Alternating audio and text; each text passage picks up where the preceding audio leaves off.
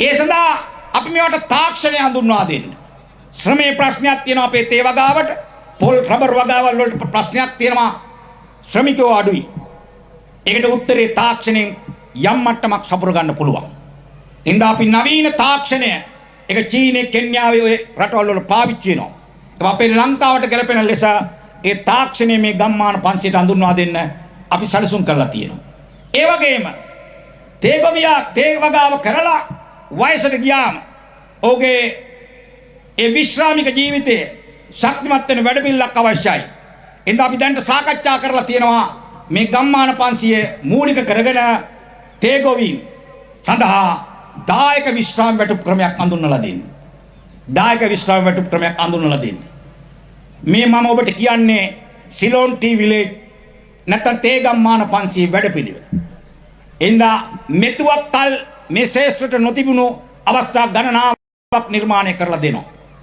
එතකොට මේ ගම්මාන 500ත් එක්ක අපි ආපහු සාකච්ඡා කරා හොඳ ප්‍රමිතිගත තේ නිෂ්පාදනයක් කරලා ලෝකේ හොඳ වෙළඳපොළක් අල්ල ගන්න නම් මේ ගම්මාන ආශ්‍රිතව තියෙන කර්මාන්ත ශාලා තියෙනවා. අපි කර්මාන්ත ශාලා 50ක් තෝර ගන්නවා මේ ගම්මාන 500 ආශ්‍රිතව. ඒ කර්මාන්ත ශාලා නවීකරණය කරනවා. ඒවට සහයෝගය දෙනවා. වට අදාළ උපදෙස් දෙනවා. මේ ගොවියන්ගේ දළු එතෙන්ට අරන් හොඳ වැඩි මිලක් දීලා හොඳ ප්‍රමිතිගත තේ නිෂ්පාදනයක් කරන්න. ඒකට හොඳ මිලක් ලබා ගන්න. ඒ මිල මේ ගොවියන්ට බෙදා හැරෙන්න ඕනේ ලාභෙන්න ඕනේ. තේ කර්මාන්ත 50ක් මේ ගම්මාන 500ත් එක්ක බද්ධ කරලා අලුත් තත්ත්වයට ගේන්න අපි බලාපොරොත්තු වෙනවා. ඒ වගේම දැන් ලෝකේ දැන් මේ තරුණ පරම්පරාව අතර ඔවුන් අන්තර්ජාල පහසුකම් භුක්ති විඳිනවා. හසුරුවනවා. ඔන්ලයින් බිස්නස් වලට හුරු වෙලා තියෙනවා. එදා අපිට නොපෙනුනාට ලංකාවේ අතෙන් තේ නිෂ්පාදනයේ හෑන්ඩ්මේඩ් ටී නිෂ්පාදනයේට යොමු වෙලා ඉදිරියට ගිය තරුණ තරුණියෝ මේ රටේ ඉන්නවා. ව්‍යාපාරික ශේෂ්ත්‍රයට ආපු අය ඉන්නවා. අපි බලාපොරොත්තු වෙනවා මේ කර්මාන්ත 500 අතරේ ඒ හැකියාව තියෙන තරුණ තරුණියන් අඳුරගෙන ඔවුන්ට අදාළ පුහුණුව දෙන්න. අත්කර්මාන්තයෙන් තේ නිෂ්පාදනයට අදාළ පුහුණුව දෙන්න. ඒවට අදාළ යන්ත්‍රෝපකරණ අවශ්‍ය මැෂින් ටිකක් තියෙනවා නම් ලබා දෙන්න. යම් සාධාරණ ක්‍රමවේදයක් යටතේ. ඔවුන්ට වෙළඳපොළ හොයා දෙන්න. අපි සැලසුම් කරලා තියෙනවා. එතන මේක නිකම්ම මම මුලින්ක වගේ නමක් බෝඩ් එකක් විතරක් නෙවෙයි.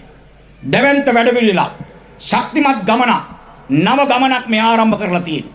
ඉතින් මේ රටේ කුඩා තේවතු ගොවීන්ට මධ්‍යම පරිමාණ ගොවීන්ට අනිත් මහා පරිමාණ තේ වගාකරුවන්ට අපි කියනවා මේ කර්මාන්තය අපි ඔක්කොම එකතු වෙලා ලෝකේ ආපහු සිලෝන් ටී විලේජ් නාමයේ ඉරට ඔසවන්න මේ රට ශක්තියක් ගෙන තැනට පත් කරන්න කවුරුත් එකතු වෙමු කියලා මම ඉල්ලීමක් කරනවා. ඒක කරන්න පුළුවන්.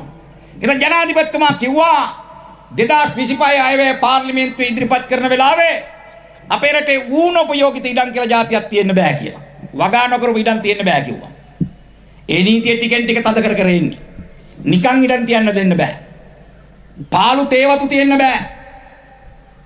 පාළු හිට වෙන්න ඕනි. නැවත වගා කෙරෙන්න ඕනි. මහා පරිමාණ තේවතු වලට මේක විශේෂයෙන්ම අදාළයි. එහෙම නොවන ඉඩම් අපි ඉදිරියට නීත්‍යානුකූල ලෙස කටයුතු කරලා මේ රටේ වගාව සඳහා ගන්නවා. උන්ට බැරනම් ගන්න වෙනවා. අරගෙන වගා කරන කෙනෙකුට දෙන්න වෙනවා. දැන් අපේ අමාත්‍යංශම තියෙනවා ජනවසම තියෙනවා.